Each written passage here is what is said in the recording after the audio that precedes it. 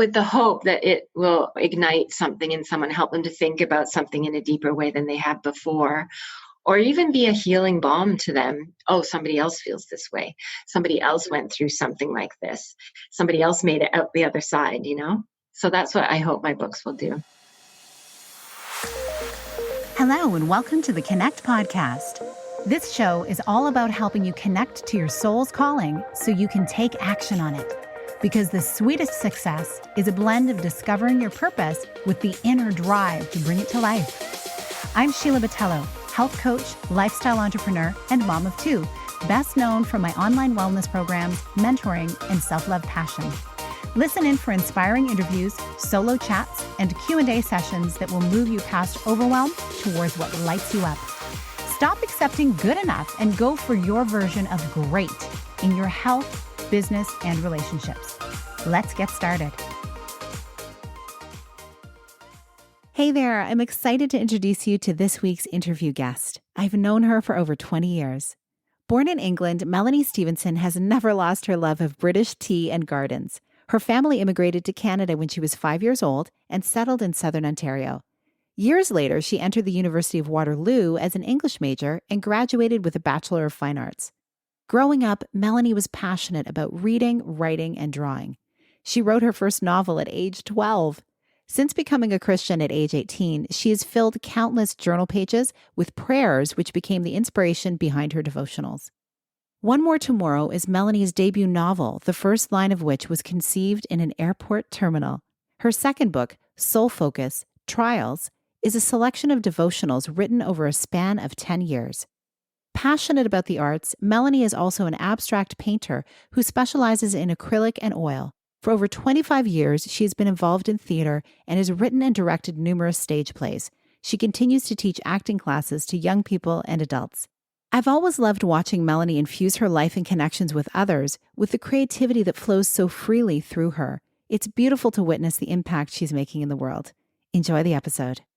Melanie, thank you so much for joining me today. And I know we're not far from each other. We're just across town, but it's kind of fun that we're both meeting in our own little creative spaces to have this conversation. Absolutely. I'm so happy to be here. Thanks for inviting me. We've known each other. I was doing the math the other day. I think it's got to be 20 plus years that we've known each other. So. Yeah. You actually, I have it behind me. I'll show it to you afterwards. But that little statue, little figurine that you gave to me when you were part of throwing a baby shower with church for me. Oh, wow. And for my first baby. I have it. It's here. It's right beside us. I should have brought it down to show you first. Yeah. But yeah, so we've known each other for a while. And I've always loved how you've woven your creative gifts into your life in spite of what you've had going on. So please, to get things started here for people who haven't known you as long as I have, please share for the listeners where you were born, what brought you to Canada, and some highlights about the work that you've done and the art you've made. Okay. So I was born in England, actually in Reading, and we lived there until I was 5, and my parents decided to immigrate to Canada. And so we got on a plane and off we went, and we arrived in Kitchener. Well, we arrived in Toronto, but we lived in Kitchener for about 6 months. And when I started school, fun fact, I was in kindergarten for 3 days, and they put me in grade 1. And so I skipped kindergarten. So all those things you're supposed to learn in kindergarten, like sharing and being nice, I missed all that.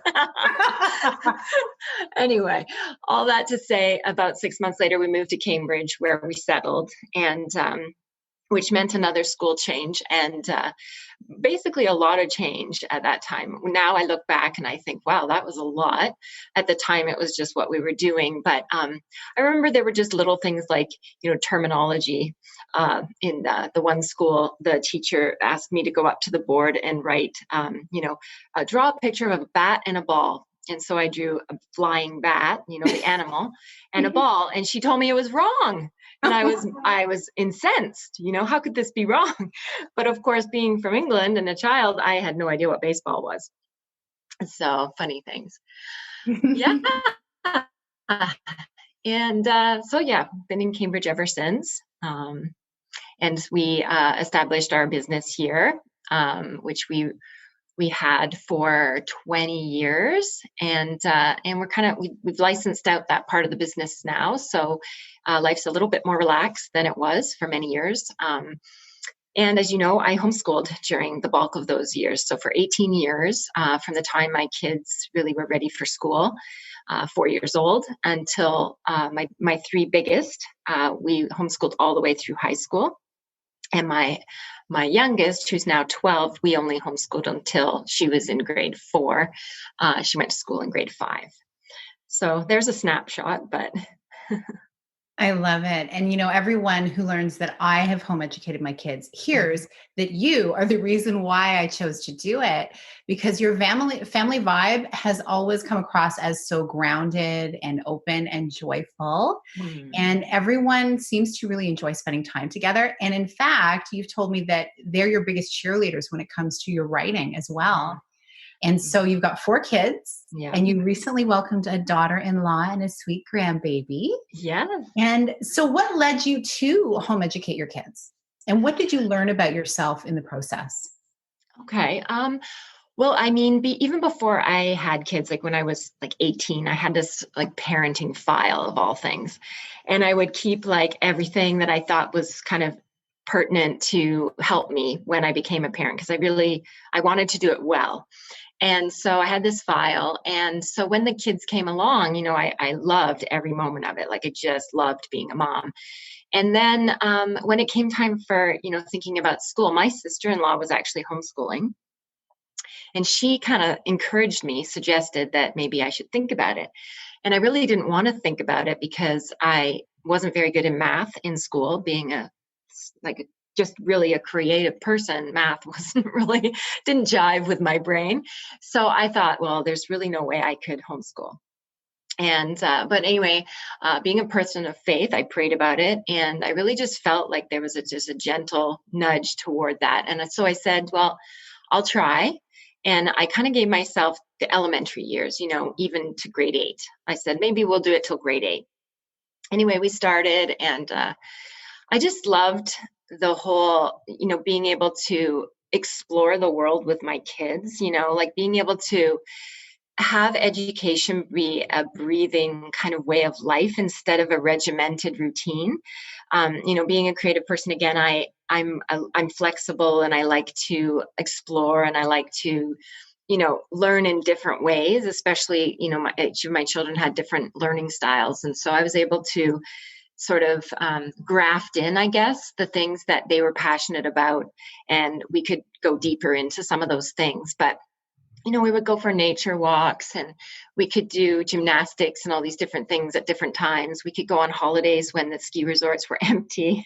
We could do all these really interesting, neat things. And we traveled so much. Like we traveled Europe one year with few weeks with the kids. And so we did sort of those kinds of things, which I feel really lent them to have like a broader perspective of education, a broader way of thinking about people and life, and, just being able to exercise their own creative genius, if you will, and it really allowed me to let them be who they were. Like I really, really tried hard not to impose my idea of what they should be on them. I really just kind of let that seep out of them. And then I watched to see how I could undergird that process.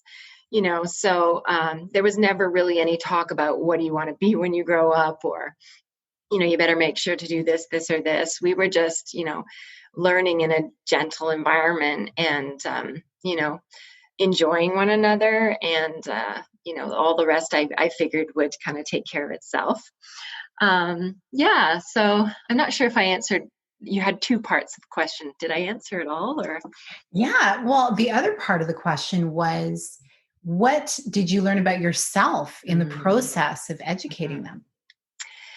Yeah. I mean, you can look back and kind of, not to go on a negative slant, but whatever you do and whatever choices you make in life, you can kind of look back and analyze what you would have done differently, or, and as a mom, and definitely as a homeschooling mom, I'm sure all moms have this, but I don't know if it's also heightened because of being a homeschool mom. But you look back and you think, oh, I could have done this differently and I could have done that differently.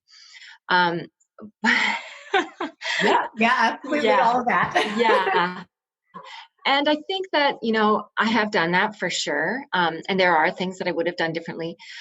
Maybe I would have been a little harder on my kids or added, a little bit, maybe not structure isn't the right word, but definitely more, I guess I'm just a softer person in general. And so I'm not a boot camp kind of person.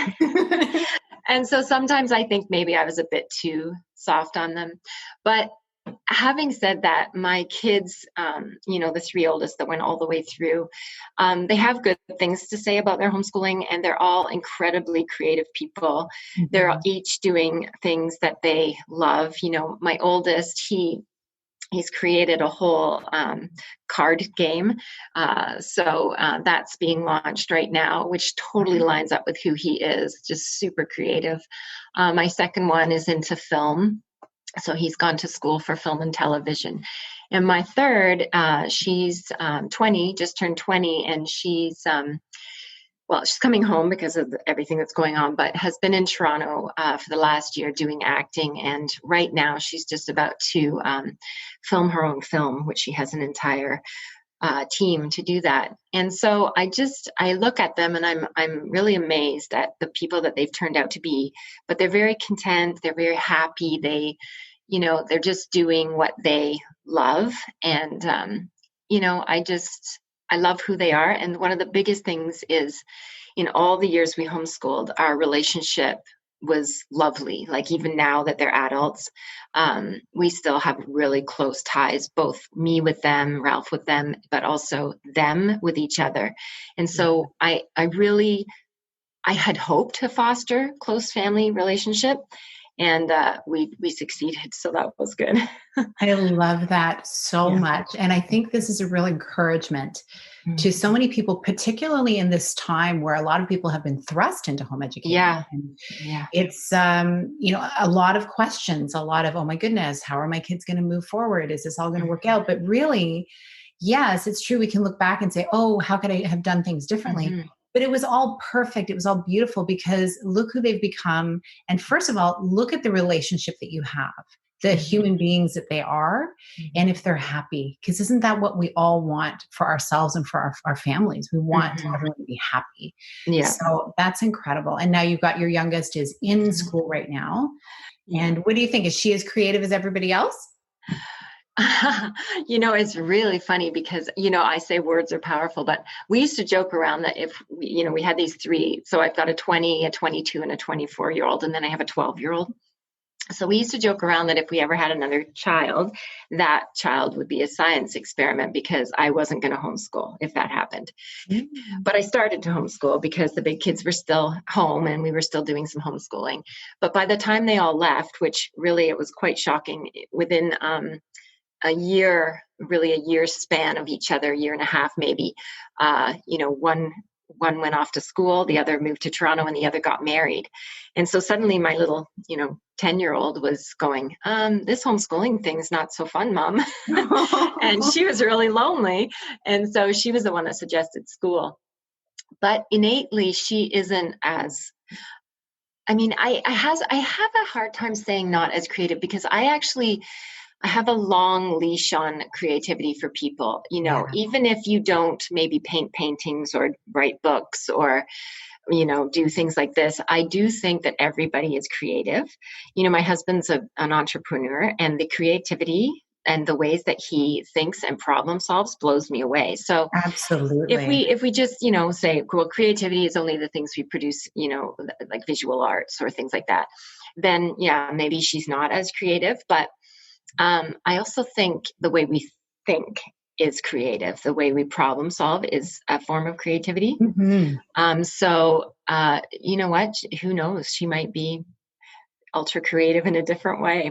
Oh, I love that you've been able to provide the space, the safe container for your kids to be who they're meant to be and not enforcing on them.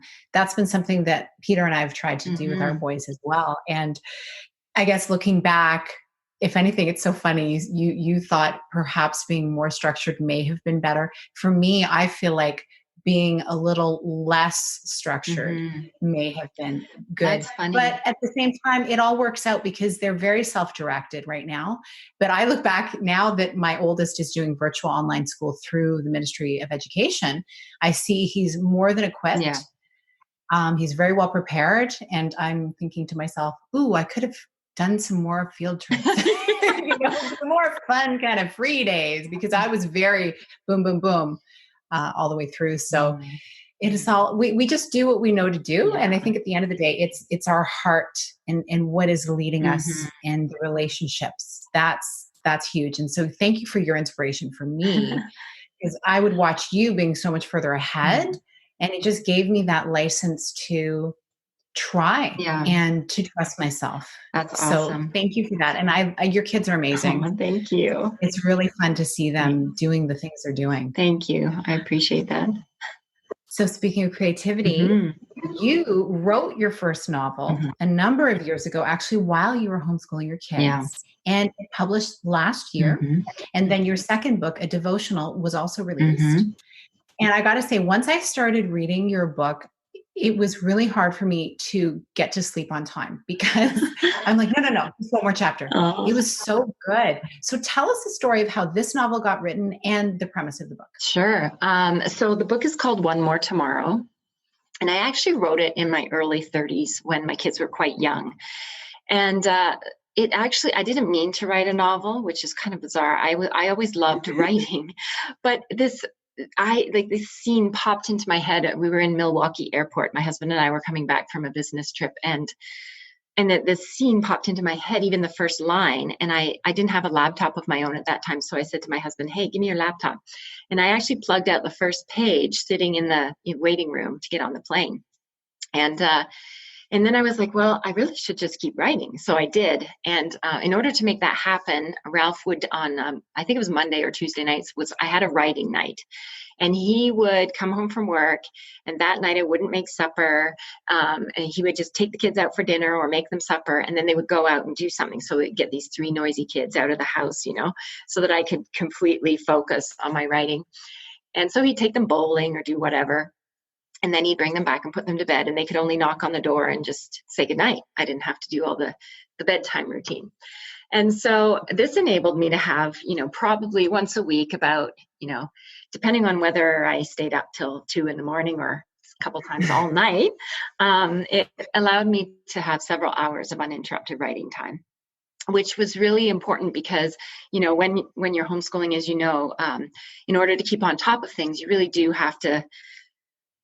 It's a full-time job in itself, plus driving your kids to their activities and making sure things don't fall apart at home.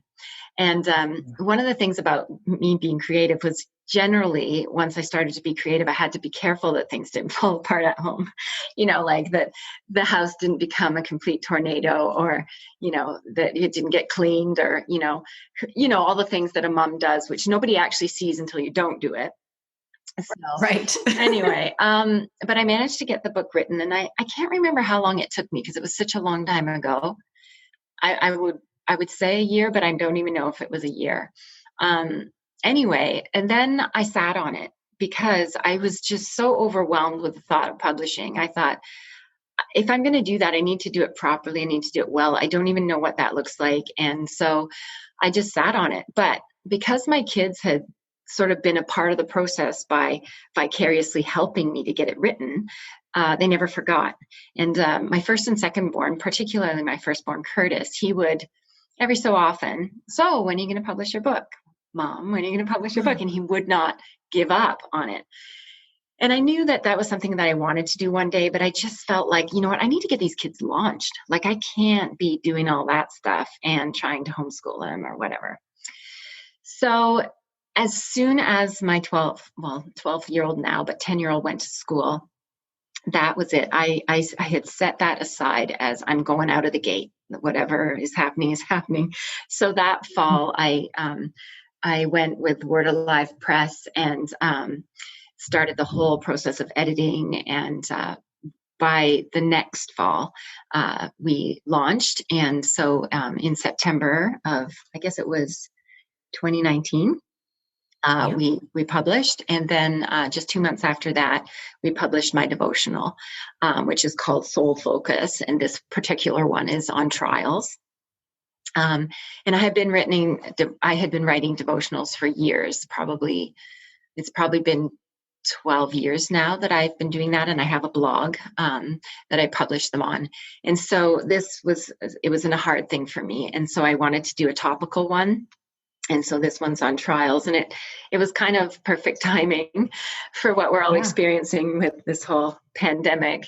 And I've had a lot of lovely, beautiful feedback saying, you know what, this book has been so helpful to me for whatever reasons. But a lot of people right now too have been saying that. So, and that's the reason I write, quite frankly, is if there is some kind of nugget that will reach someone at a level that they might not have other experience, just like music will do that, words will do that, artwork, it'll all do that. And so you just want to be able to, you're basically pouring out your heart and hoping that it won't get rejected. But with the hope that it will, ignite something in someone, help them to think about something in a deeper way than they have before, or even be a healing balm to them. Oh, somebody else feels this way. Somebody else went through something like this. Somebody else made it out the other side, So that's what I hope my books will do. Oh, I love that. Yes, that was excellent timing on that devotional. It's so enriching. And I love how you were able to take those devotionals and then also reach people via video on your Instagram. I guess it was Instagram TV that you were doing these. What were they called again? The beaver? Well, we were up at the cottage for the pandemic, and there's this giant beaver dam, huge, massive thing that I walked over, and I decided to I called them the Beaver Dam Chats. And it's a stupid name, but I was like, I like this. It's kind of funny. And so I would every day I would walk across the beaver dam for 7 days, and I would open up my devotional and read one of them, just to encourage people, because it really was a very uncertain time, right? None of us knew what was going to happen. We didn't know if we were going to get sick and die tomorrow. Like, it was crazy. And so I was like, you know what? I think that maybe we could all just use a little read aloud. When my kids were growing up, I used to read aloud to them for hours. And I was like, oh yes, same here. So I was like, let's do a little read aloud together. And, just hopefully, just to start out the day and feel like we're in the same boat and we can row towards shore and we're going to be okay. So, yeah. It was so nourishing for my soul whenever I would see them. And it would often, the first time that I saw you, it just popped up while I was posting something. I'm like, oh, there's Melanie. And I just stopped everything and listened because it was just so good. And I'm sure those are still up on your Instagram as well, at Melanie Stevenson author. Yeah. And so that's great. People can go there, and we're going to make sure we link, all of the ways to reach you in the show notes as well. We'll talk about that later. And I'm curious to know, because I remember our earlier conversations as you were in the process getting this all published and everything, how have you found the business side of shopping and marketing your book? Do you ever wonder what it would have been like if you had actually published it when you first wrote it, because there wasn't the same level of online media? Yeah. Sometimes I think it would have been easier, and other times I think it would have been harder. For me, I don't love the whole social media thing. I just kind of do it because I have to. But I do find it kind of time consuming and annoying, quite honestly. And it's a lovely tool. It's a lovely way of reaching people.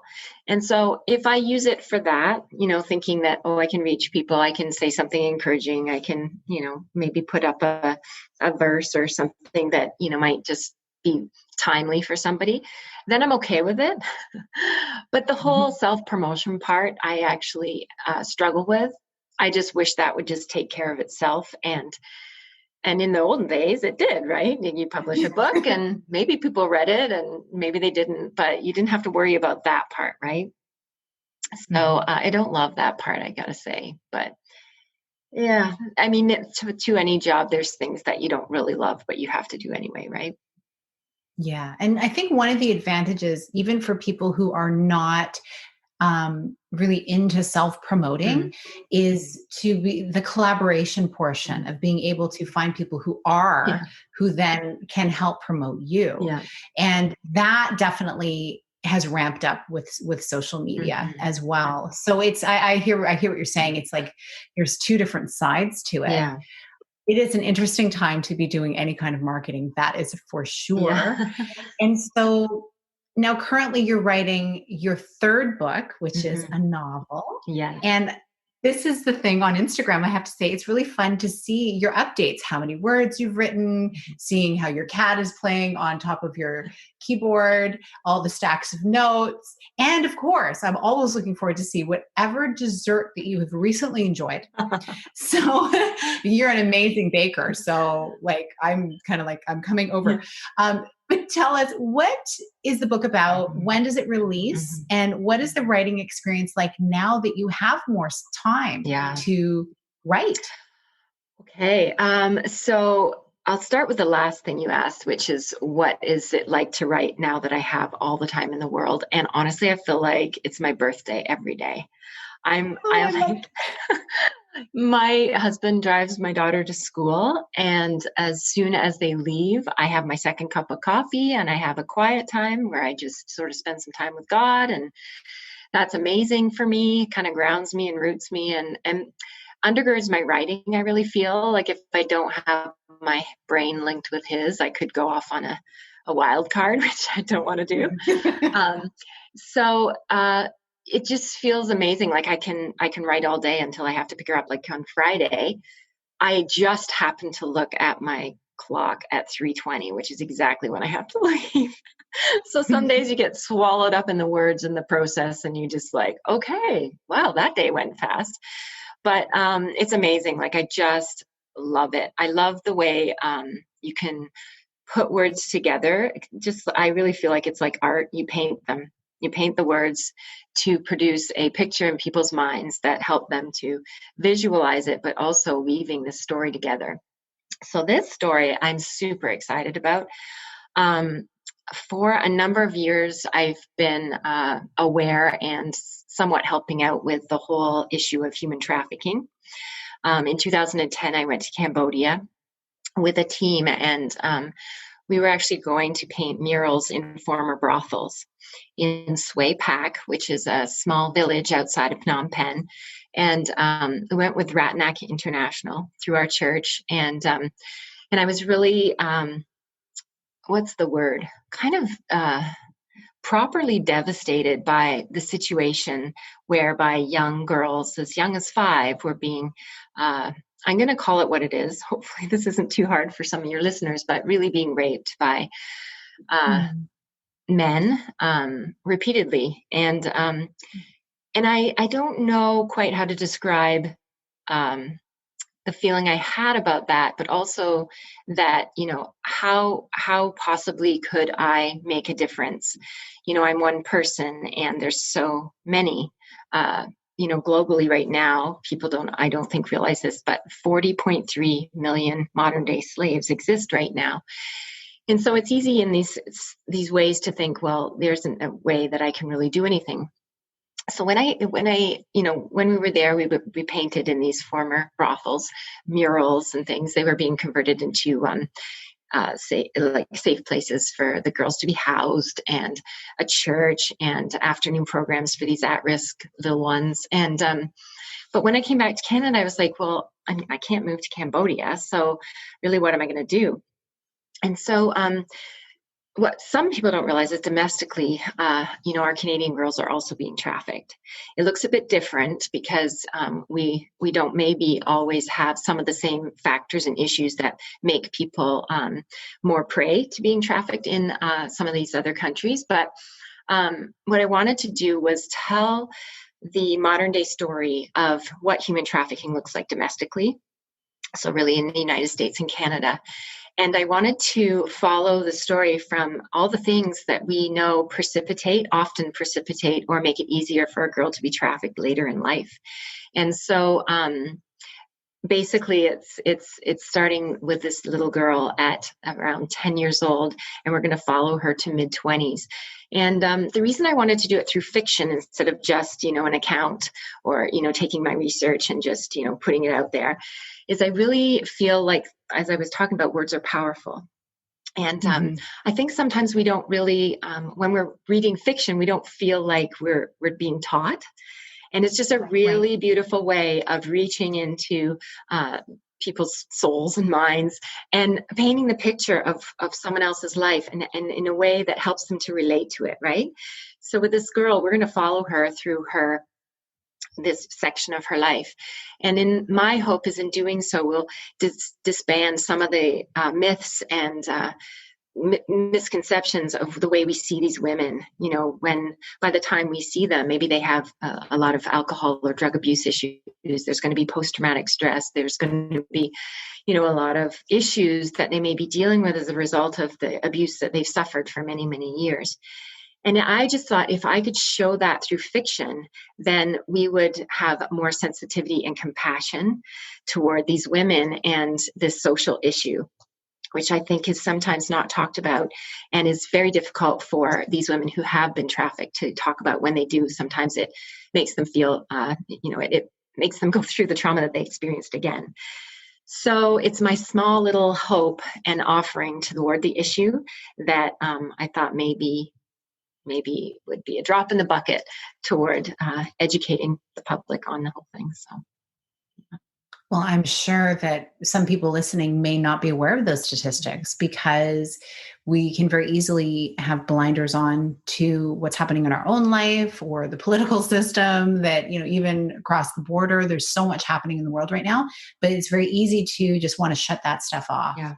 And I'm so glad that you're using your art not only as a way of informing people, but also as a form of activism. And there's beauty in sharing it in fiction because we do enter into people's stories when we read books and we watch movies. It's often that's why we like to escape into those things. But here we can actually walk hand in hand with someone going through this, which I think is going to move so many people, Melanie. It's so incredible. And I was going to ask you, you did answer this earlier. I was going to ask you, where does your inspiration to write come from? And what do you hope your readers will come away with? But it seems to me like one of the things, at least, is that each person can make an impact. And if each person does something, it all adds up. Yeah. Absolutely. I think, we're all wired up differently. Like, I always try and tell people just because you hear, a podcast or you hear a talk on a certain person, you may not be exactly like that person or have the same gifts and talents and whatever resources as that person, but you can take what you have, your ways of thinking that are unique to you, your resources, your friendship group or circle, your circle of influence, and you can take that and do what you will with the things that you're impassioned with, right? And your things aren't going to be my thing and vice versa, but we can encourage and appreciate each other's and nurture those and send those out. I think one of the big things that I think prevent people is thinking that, well, what can I do, right? Or what do I have to offer? But I think each of us uniquely have so much to offer to one another and to the world that if we sit on it all collectively, then nothing will get done. Nothing will change. You won't move forward. But if you just take small steps every single day, like in the case of a novel, so you write 500 words a day or 1,000 words a day, and suddenly in a few months you have this whole entire novel. Just like life is just like that. Or when I trained for a marathon years ago, you didn't run the marathon the next day after you decided. No, you had to train for many, many months in order to not only finish but do decently at it. And so those ways, you just take small steps at a time. You just say, okay, what is my end goal? What do I want this to look like? What can I do? And then you just chip away at it. And something is better than nothing always. I agree. And helping one person is Mm-hmm. powerful. In our world of social media, where everybody's counting followers and, oh, they have Yeah, 10,000 and they have 250,000 and I've only got 20 or I've only got 200, those are human beings. And so if each absolutely. one person can help one other person, whether they're sponsoring someone through a program, I'm sure Ratanak has some kind of sponsorship programs available. That's one human life who can be Mm-hmm. pulled out of a circumstance into a brighter future. So I'll make sure that Absolutely. we link to that also, because that's an amazing program that they've got going there.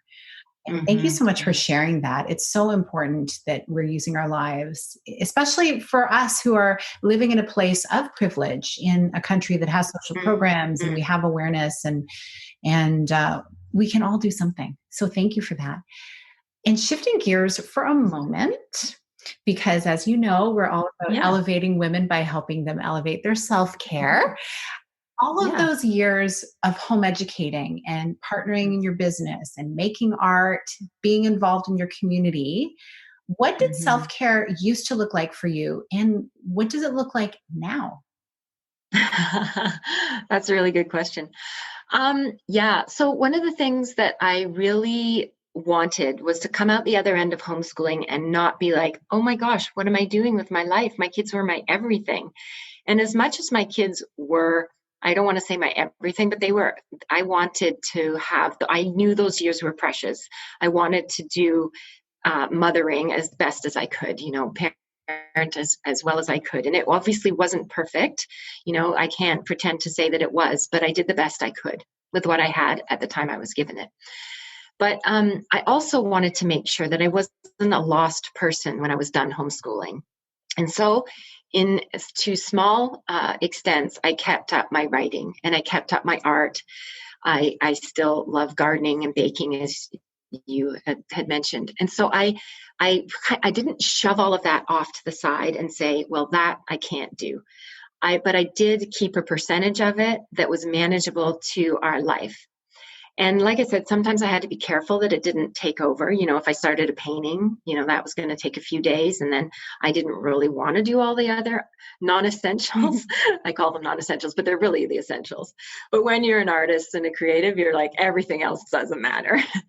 So things like proper dinners or, house cleaning, those are the kinds of things I'd be like, oh, do I really have to do that? Homeschooling, of course, you had to do. But I guess my big encouragement would be like, don't lose yourself in if it's homeschooling or your job, or unless you absolutely love your job and that is your creative passion, which is great. Not everyone has that. But keep those things to you that are your passion and your refueling. When I write and when I paint, it just feels like that is the thing that keeps me breathing almost. Like if I don't do that, I'm not going to be a very nice person. I'm going to get what's the word, clogged up. Those things have to come out for me. And if they don't, then I become a bit murky and kind of not very well. So for me, it is, I guess you could say, a form of therapy, that putting those words out and creating and things that keeps me well. So whatever it is for you, it wasn't easy in those times when I was homeschooling to find any amount of time. I had to fight for it. As in, I had to say, Melanie, make sure you do that and put those things toward it. Now, I have very spacious amounts of self-care. I can write for hours on end. I make sure almost every day to go for a walk, outside and in nature. I love nature. I exercise. I try and do that several times a week. So I actually have my yoga mat in my writing room on the floor to remind myself to make sure to move and do that. I try and meet with someone for coffee each week. I Keep miss up my friends. that. I miss meeting you for coffee. Yeah, I love that. It's one of my passions. I love meeting people for coffee. I don't know what it is. I'm not an extrovert, but a one-on-one chat over coffee is one of my favorites.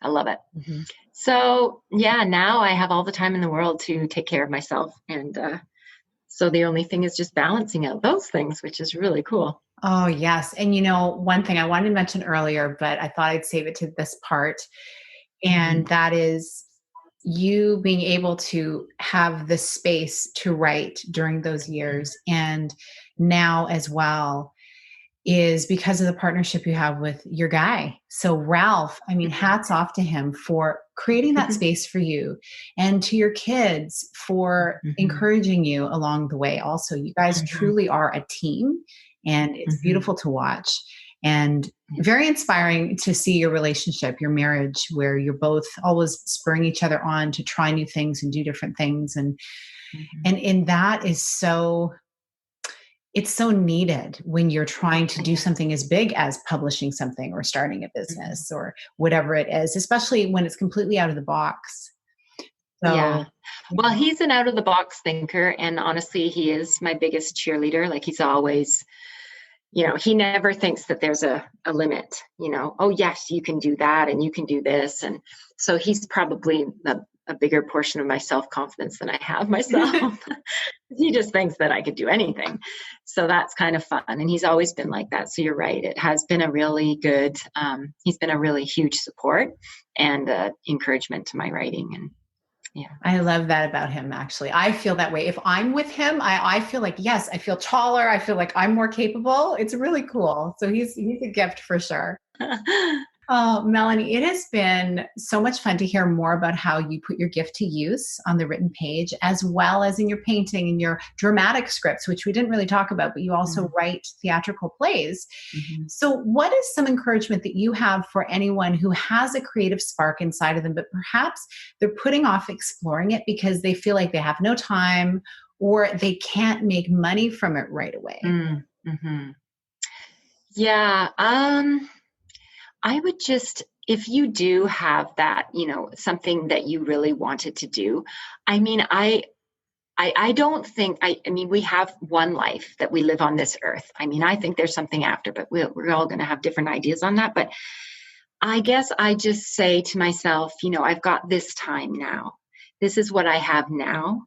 And even today, I have this many hours. And, it's kind of a gift, right? Every day that we have extra to breathe and be here is a gift. And so, I guess, how are you going to use that gift? How are you going to use those hours that you have? And what does that look like for you? And for me, my writing does fuel me. And like I said, it is really helpful for me. It just brings me alive. But I don't want it to just end there. I don't want my writing to just be for me. I really want it to be, like I've said, something that helps others. So having that higher purpose or goal for me is something that also fuels that motivation to not sit on that gift. You know what I'm saying? Yeah. So I would say to you that you as an individual, whether it's painting, writing, starting a business, helping somebody here, there, or whatever, just do it because it's going to impact people, whether on a large scale or, like you were saying, whether just one person, it's going to make a difference. And even if your art isn't, acclaimed and put in a gallery, it doesn't matter. If it hangs on your wall and it makes someone smile, isn't that enough? Or if it makes you smile, isn't that enough? So I would say, just try, do it, see what you can come up with, learn more about the thing that you want to do, study a bit, practice, and that's another thing. Like, don't think that you're going to fail. Like, don't automatically think that you're going to fail. When we were kids, that wasn't even in our vocabulary when we drew a picture. So if it's painting or writing or whatever, just say, I'm going to do what I can right now. And of course, you're going to get better. You're going to get better over the years. You're going to get better the more you learn, but you don't have to be perfect. You can just do whatever you can do right now.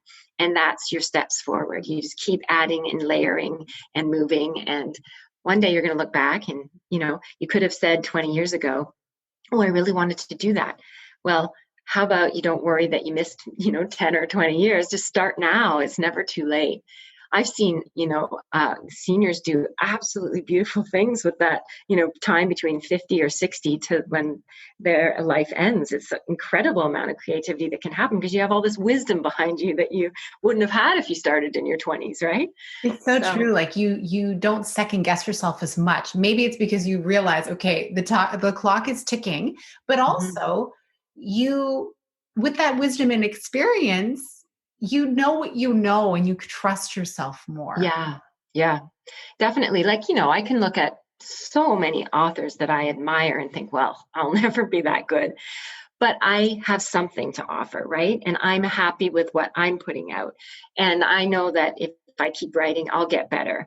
And each of us starts somewhere. And that's what I tell my kids, like, you don't have to be perfect. And it's okay to fail. Like, what even is failure? I'm not even sure, but whatever. Like, I would say maybe there's some missteps and maybe there's some not as good, but I don't know about failing. I don't know about that word, but, so I just say try.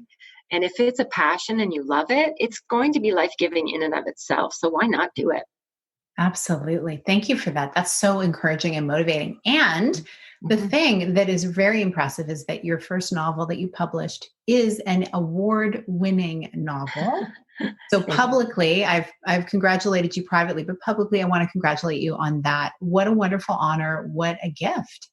Thank you. Yeah, I was really thrilled. The Word Guild Awards did honor me with that Best Romance, and also the same award ceremony I did get Best New Canadian Author. So I was just absolutely blown away. I cried when they gave me the heads up that I was winning those, and I was just like, "What?" I mean, just to be nominated, I was blown away. But to win those awards, I was just.